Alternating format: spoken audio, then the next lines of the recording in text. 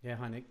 I just thought it'd be easiest to do a recording of some of the things I need to catch up about. First up, let's just take you through the dashboard so you're fully aware of everything you guys need to be on top of.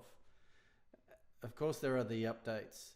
So we see the aggregated updates here. There's 3 plugins and there's one something else. You can see that's a different number. So if you click on the aggregated updates, that will take you to a page where everything that needs to be updated will be listed. Now in this case, it's 3 plugins and the theme itself. Now one thing to note when you update the theme with Avada, you update it first here and then you'll get a notice about it. It'll be a big red sign at the top of the screen that basically says you have to go and update the plugins as well. But you always have to update the 2 attached plugins, which is Fusion Core and Fusion Builder. So when they update the theme, they also update those 2 plugins. So these plugins, they can easily just be, you could just select them here and update the plugins, or you can also go to the plugins page and update them one at a time or in bulk from there.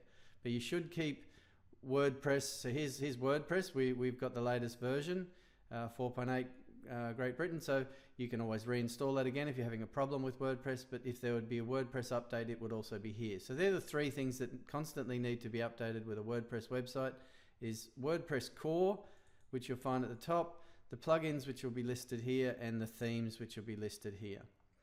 So before you update a website, it's a smart thing obviously to have a backup.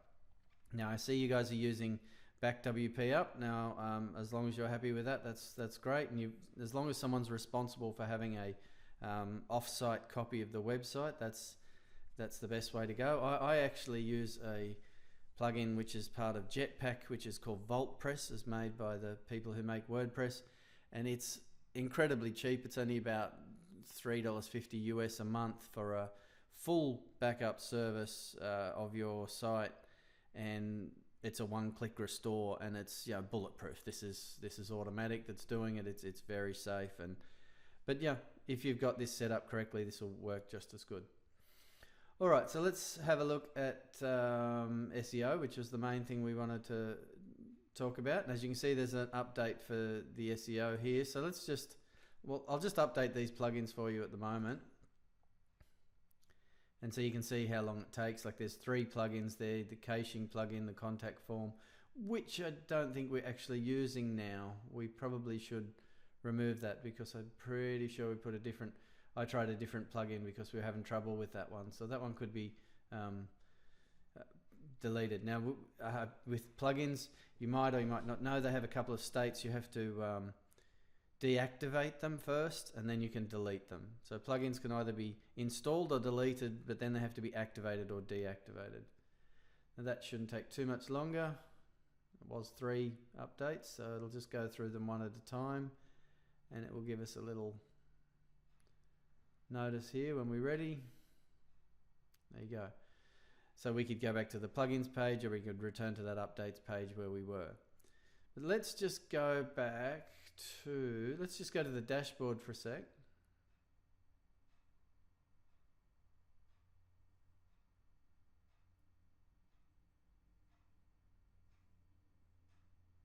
The internet's a bit slow this morning. Now you see one of the windows on the dashboard is the Yoast panel. Now you can turn that off up here if you want to. So anything that shows on the front page can be personalized there. Now it's saying here posts without focus keywords 15. So this is just, there's a few things you can do through here, but the main way you use this post, the Yoast SEO plugin, is on the pages and on the posts. So if I go to a post, I'll show you what I mean. It doesn't really matter whether we go to a post or a page, it has the same panel built in. All right, so all these are all the old ones. I'll go to the latest one. So if I edit that one, and you'll see on the right hand side here, we've got readability, which is the far column, and this one is our SEO column, and there was no lights on that one at all. You'll also see them here with the Yoast symbol that is saying the readability is okay, but the SEO is unavailable because we haven't actually applied any SEO to this page. So you can't just install the plugin. This is what you actually have to do. So here's the post in the visual editor. We scroll down underneath the post and we get to the Yoast section. Now, the whole idea of this SEO plugin, and it works really well. I've done it on many sites, and you don't need to pay people for SEO if you do this properly. The first thing you enter is a focus keyword. Now, this is about scheduling this post. It's a seminar that you're running about scheduling. So there might be a term, dynamic scheduling, that might be a term. So the way you got to think about SEO is, what are people searching for that I want to be found for? So if someone types dynamic scheduling into Google, is that a client that you want to be found by? I would assume it is, but it's best if you start with your SEO terms first. If you made a list, what I'd suggest is make a master list for your business. What SEO terms are people going to be searching for that I want to be found for, or we want to be found for with this business? Make that list, and then as you write blog posts, you can create content that's going to fit with those terms. Now, we're going the other way around here. We've already written the posts, so we have to try and find content inside this post that will SEO well. Now, let's just take dynamic scheduling as an example, because that's the only thing I can quickly see that makes any sense to me. So I'm going to put that focus keyword into this focus keyword section there. Now, as soon as we do that, we get a light here. We get a light coming up. That's Yoast saying, okay, the SEO is okay on this. Now that you've entered a focus keyword, and then down below this is where it really works. We get like traffic light signals. We get green lights for what's good. We've never used this before. You should only ever use one focus keyword once in either a post or a page or a product or whatever. You haven't got products, but you can also SEO products. It appears in one of the subheadings, which is considered good. The SEO title's got a nice length. And then there's all these orange ones. It's okay, but they're not so good. And then we've got red ones, which are no good. So the way you do this is you read this and you fix these things. So for instance, let's just start with this one. No meta description has been specified. Now that meta description they're talking about is this little bit here. So this is how Google will display this page in search results. And as you can see, dynamic scheduling is here. This is getting picked up by Google. It just picks up the first sentence of the post. But if we actually go in and edit this snippet here and put our focus keyword in here manually, then Yoast thinks we're doing a good job by actually entering it. Even though it's there, in this case it's there automatically.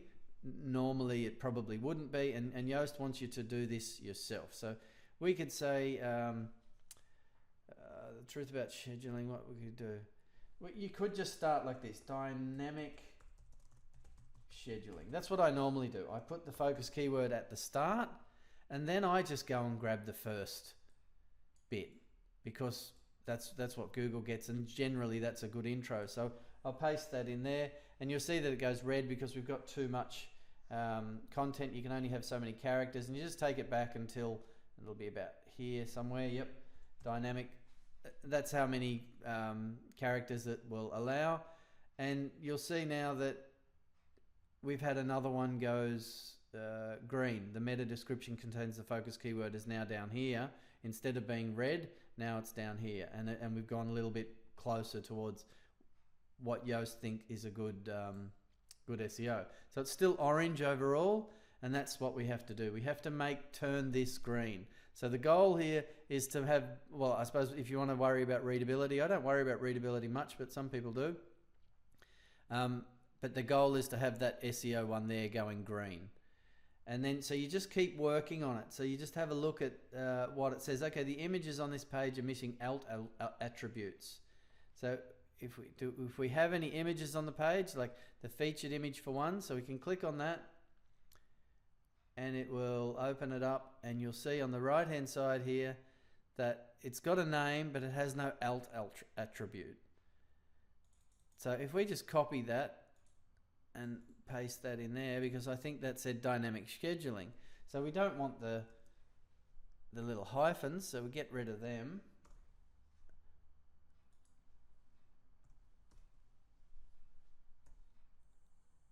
Now it says appointments and dynamic scheduling. So that now it does have an alt attribute. It says now that the images contain the alt attribute, and now it's gone green. So essentially that's all we have to do on this page. We could keep working. There's lots of things we could change. It's not showing up here, for instance, in the title. We could change the title to put dynamic scheduling in here, and that would improve it. We could put dynamic scheduling in here, and that would improve it. We could put external links. I think one of the things here is that no outbound links appear. It thinks it should have a bit more copy in the page.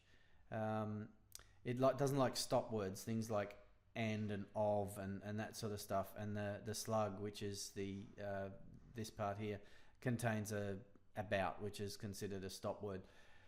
Again, it can get really technical, but to keep it really simple, that's the basic idea here, is that we just SEO our posts until this one goes green. And in my experience, I've found as long as that's green, within 2 or 3 weeks, it should start showing up when people search for dynamic scheduling. You should start be getting into the first or the second page pretty quickly, because so many websites don't do this at all. Now, obviously, you can go a lot better than this. You can keep going, and the more you go, the better it will be. So definitely, the more of these green ones you have, the better your SEO will be picked up by Google.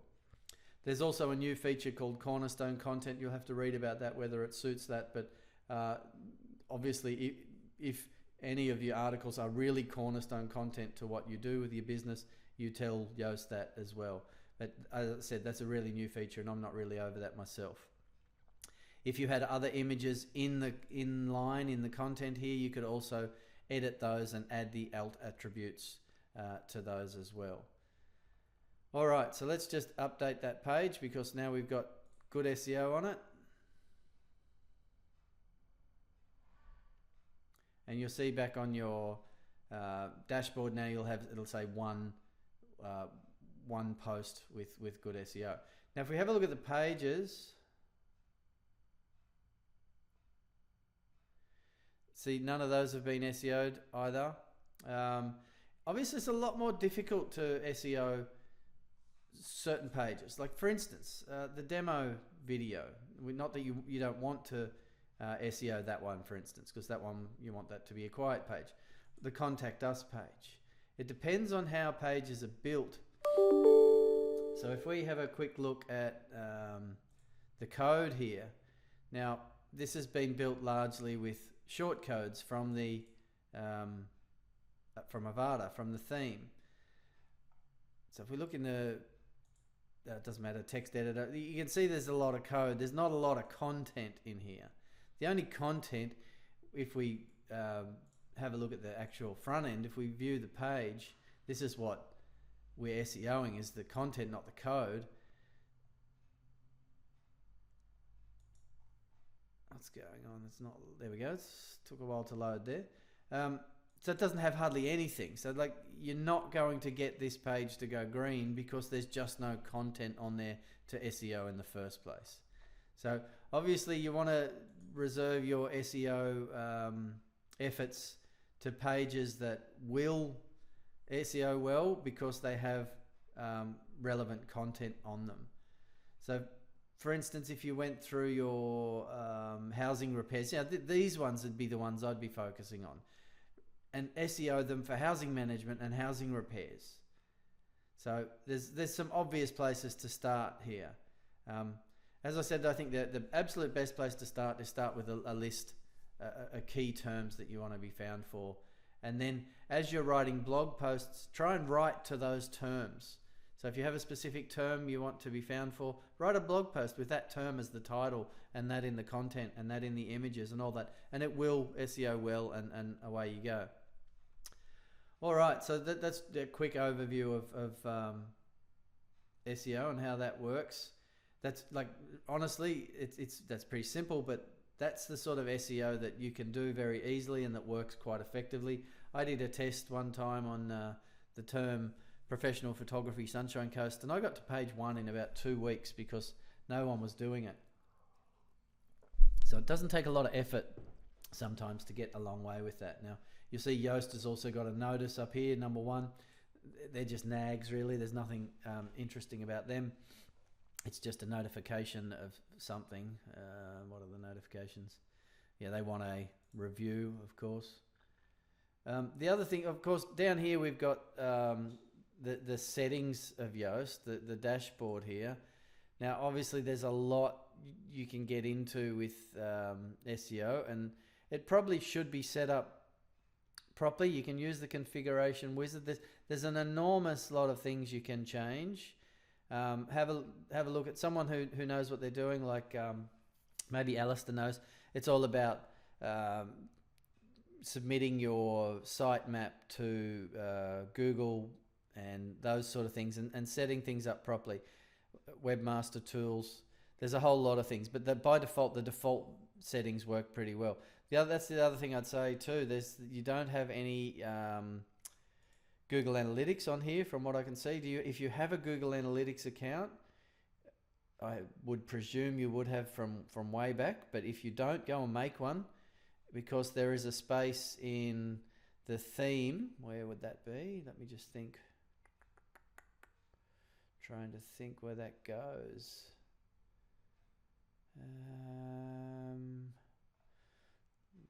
Use the good old search. Oh, sorry, that's my phone. Hang on, I'll just pause this for a second. Okay, where were we? Yeah, analytics. So once you have a Google Analytics account, I think you go into the code fields, the tracking, and you would put in your tracking code in here. There are also plugins you can add into your dashboard if you want to see the analytics from here, but this will link your Google Analytics with the website and keep tracking all the movements. You really probably want to set that up. Okay, I think that's pretty much all I wanted to cover. I just wanted to let you know about updating. Now, if excuse me, if you've got people in the business that will keep it updated, that's good, as long as there's someone responsible for keeping it updated. And the number one thing is to make sure you've got a backup before you update. I know you guys back up pretty regularly with that. I saw that it's automated, so that's why I updated those plugins, because I knew even if something went wrong, we'd have a backup.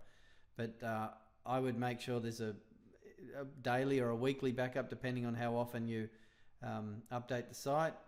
And if you don't keep up with, if you want someone else to help you maintain it, I do a lot of care plans for websites with adding content and all sorts of stuff. So it depends on what you want to do with the site. Hopefully it's not a static site. You want to think of it as a living, breathing thing that can grow with your business, and there can be all sorts of things added. But just flick me an email if you've got any questions at all. Hopefully this was helpful to you, but let me know if you need anything more, okay? All right, over and out. See you later.